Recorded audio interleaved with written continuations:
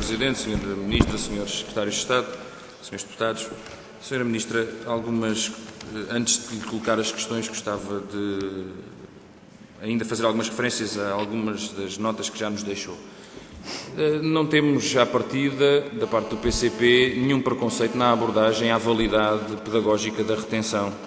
Bem, pelo contrário, temos a ideia de que devemos aprofundar a possibilidade de ultrapassar este mecanismo como instrumento pedagógico. Não aceitamos é que ele seja utilizado como pretexto para uma reforma que é meramente administrativa e que visa apenas a manipulação estatística. Isso é que não. E enquanto continuarmos a dilapidar a capacidade pedagógica da escola, a empobrecer a escola nos seus auxiliares de ação educativa, a fazer com que os professores não tenham sequer tempo para dedicar às suas tarefas principais, acabar com as retenções neste contexto, Sra. Ministra, limita-se a ser uma obrigação administrativa das escolas, como aliás nós sabemos que já acontece. Toda a gente nesta sala sabe, todos os senhores deputados sabem, porque conhecem pessoas nas escolas, que as escolas são pressionadas já atualmente para não proceder à retenção, independentemente de lhes serem dados ou não os mecanismos para combater a retenção.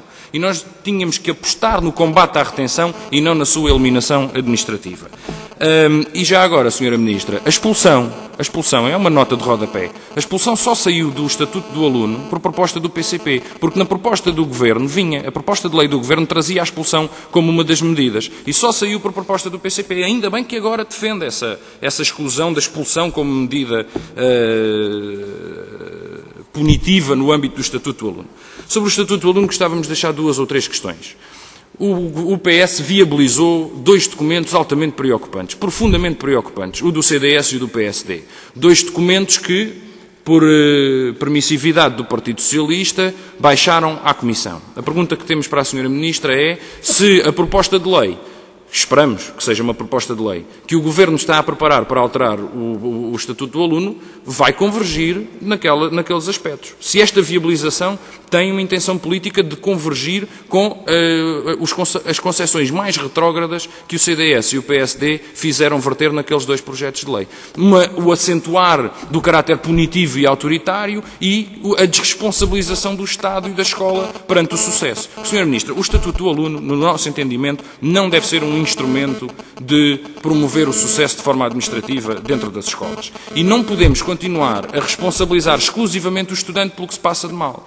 E julgamos que é surreal poder pensar que é possível ter os estudantes nas escolas sujeitos a aulas em que o professor mal dá conta da turma porque a turma é sobredimensionada. E depois os estudantes vão todos para um pátio onde ninguém os acompanha, onde ninguém está com eles porque não há auxiliares de ação educativa e os que há estão a vigiar os 2 pisos do edifício ao mesmo tempo que têm que ver o espaço de recreio. E pensar que tudo poderá correr bem se o Estatuto do Aluno for mais repressivo. Essa é uma visão que, sinceramente, Sra. Ministra, julgamos não ser a que aponta o caminho para a revisão necessária do Estatuto do Aluno. O PCP tem uma proposta de alteração ao Estatuto que a Sra. Ministra certamente já conhece. Esperemos que o PS tenha a mesma abertura para a proposta do PCP que teve para as dos partidos, para o CDS e PSD.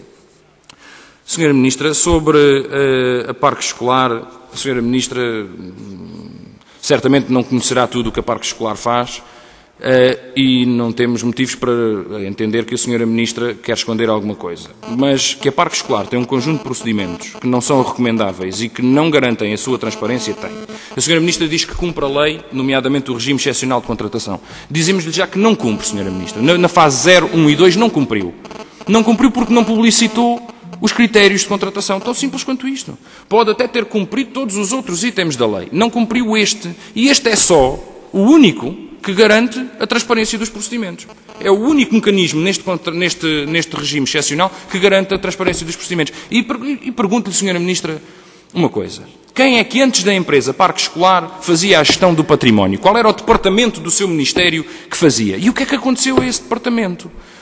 Duplicámos com uma empresa? Porque nós sabemos todos que havia um serviço que geria o parque escolar. O que aconteceu a esse serviço? O que aconteceu a esses funcionários? Porquê é que estamos a gastar milhares e milhares e milhares de euros a pagar a um conselho de administração de um parque escolar que está a fazer aquilo que o serviço do seu Ministério deveria fazer e que, aliás, fez ao longo dos últimos anos? E porquê uma empresa duplicando esforços, duplicando custos?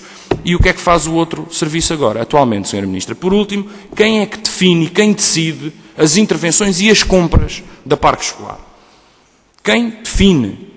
É a empresa? Isto é uma empresarialização total, incluindo da orientação política, ou é o Ministério da Educação? Quem é que vai definir? Porque nós ficámos com a sensação que é a parque escolar, Sra. Ministra, na última reunião que aqui tivemos com a administração da parque escolar. Quem é que vai definir se as cantinas e os refeitórios das escolas vão ou não ser concessionados? E as papelarias e as livrarias? Sabe porquê que estamos a perguntar isto? Porque o decreto de lei que cria a parque escolar prevê que a parque escolar possa definir tudo isso. E o Sr. Presidente do Conselho de Administração da parque escolar disse-nos, por enquanto, só estamos a gerir e a arrendar as zonas desportivas.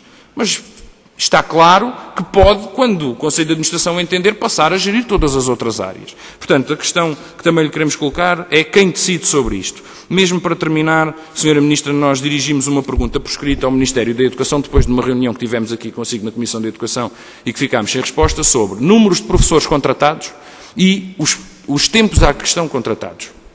Ao qual estão contratados.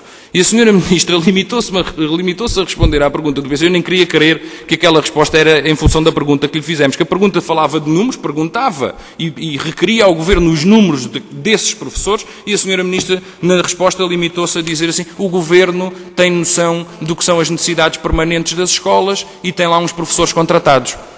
Sra. Ministra, peço-lhe então os números e quantos estão no sistema há mais de 4 e há mais de 10 anos.